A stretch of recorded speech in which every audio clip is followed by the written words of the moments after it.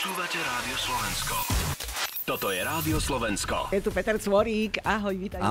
Ahojte, ďakujem veľmi pekne. A Peter Cmorík neprichádza sám, ale s novinkou. Nič sa nezmení, sa volá tvoja pieseň, ktorú si dnes vypočujeme. Veľmi sa na ňu tešíme, pretože je to vraj ďalšia Erosmisovka. Áno. Tak sme ju napísali, ja milujem tú kapelu a milujem ten náboj, tú energiu, ktorú majú oni a vždy som túžil napísať niečo také podobné.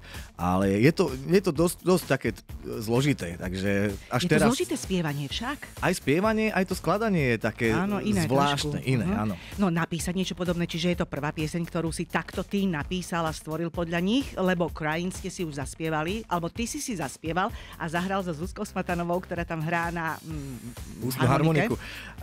Áno, to bol možno ten štarter, že to bolo cez COVID a nevedeli sme, čo máme robiť, tak sme si nahrali niečo, čo nás baví všetkých, celú kapelu.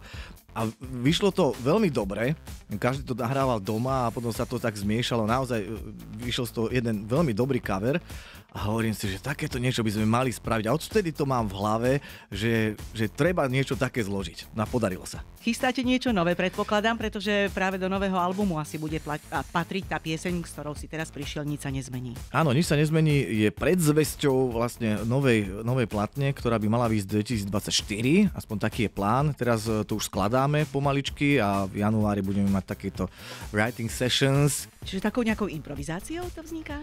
Skôr tak, že niekto prinesie ten nosný nápad. Väčšinou som to ja. Dodávajú niečo. Áno, a potom s tým pracujeme. Počúvate Rádio Slovensko. Toto je Rádio Slovensko.